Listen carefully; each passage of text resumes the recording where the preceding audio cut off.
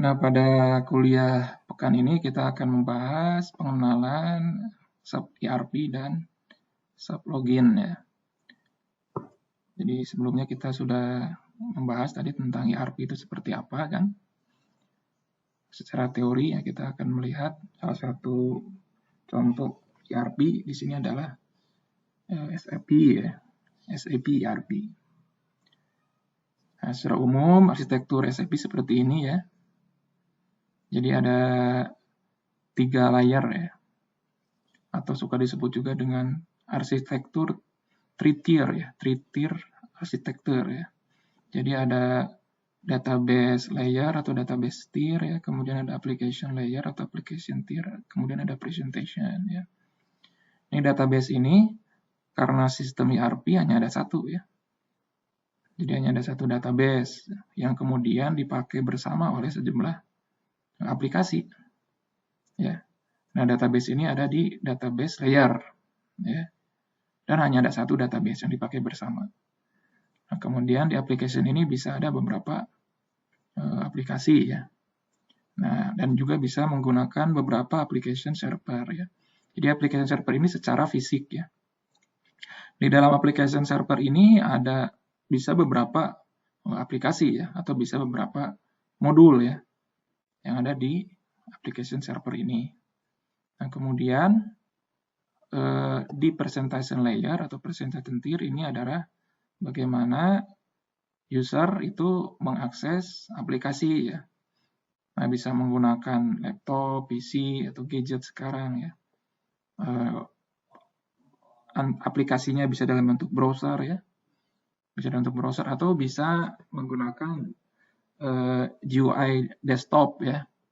Seperti yang kalian biasa pakai atau kita pakai dalam mengakses SAP. Untuk mengakses SAP itu adalah desktop ya, application ya. Nah, jadi kita install dulu kan. Kita install dulu sub GUI-nya ya, graphical user interface-nya. Ini digunakan untuk mengakses application server. Gitu ya. Nah, walaupun bisa juga ya, sistem SAP itu diakses dengan menggunakan browser ya. Seperti itu.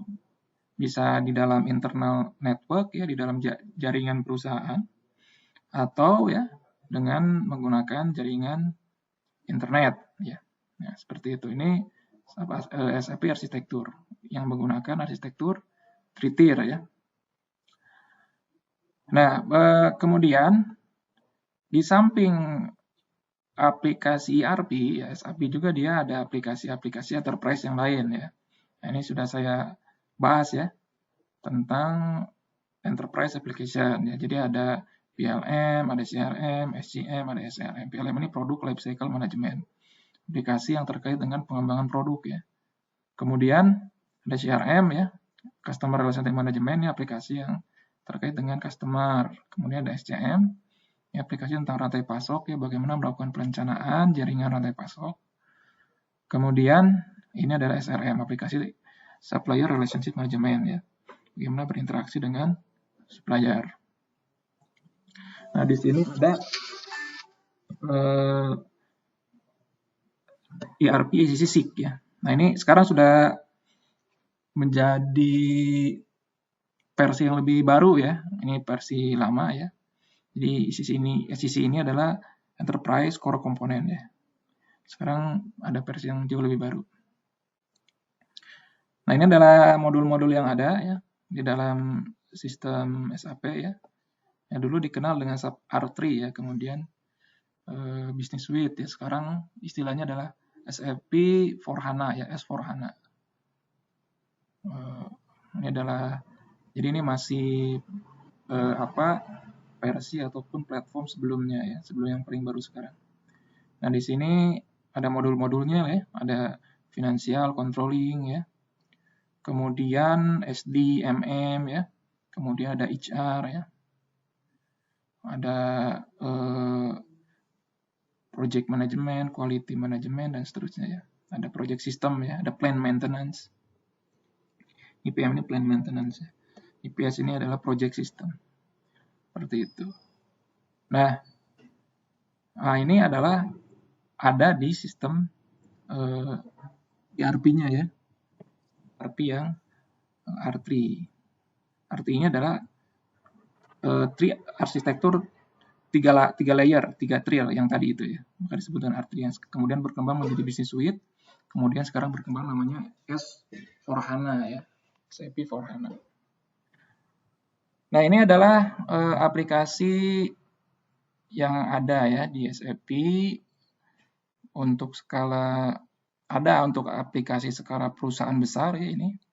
Kemudian untuk aplikasi menengah ataupun kecil ya, untuk perusahaan menengah atau kecil ada Business One ya, kemudian ada Business by Design, SAP All-in-One ya. Kalau ini adalah untuk perusahaan-perusahaan besar biasanya ya, mulai dari ERP dan juga aplikasi-aplikasi yang lain. Nah, ini adalah contoh aplikasi untuk setiap modul ya. Di logistik itu ada, jadi secara umum kalau kita masuk di aplikasi SAP ERP itu ada 3 kelompok besar ya aplikasi ya ketika kita login ya. Jadi ada logistik, ada accounting, ada HR ya. Nah, di logistik itu ada sales and distribution ya, plan maintenance, material management, production planning, quality management. Ini aplikasi submodul yang besarnya ya. Kemudian di accounting juga ini ya. Kemudian di human resources ini. Nah, di masing-masing submodul ini juga ada beberapa aplikasi pendukung. Nah, berikutnya saya juga pernah bahas di teorinya ya bahwa ERP itu sekarang juga memiliki semakin banyak industri solution ya. Karena setiap industri itu memiliki kekhasan. Nah, begitu juga di SAP ya. SAP itu memiliki sejumlah industri solution. Artinya apa? Artinya kalau kita mau implementasi ERP di misalnya di industri aerospace ya atau defense itu memiliki tambahan ya fitur ya ataupun misalnya add-on ya. Itu yang berbeda ya. Kalaupun misalnya dibandingkan misalnya kita implementasi ERP di otomotif ya. Berbeda pula kalau misalnya kita implementasi di media. Jadi setiap industri ini sekarang sudah ada solusi ERP-nya yang lebih khusus ya dibandingkan ERP yang umum standar yang awalnya itu untuk manufaktur.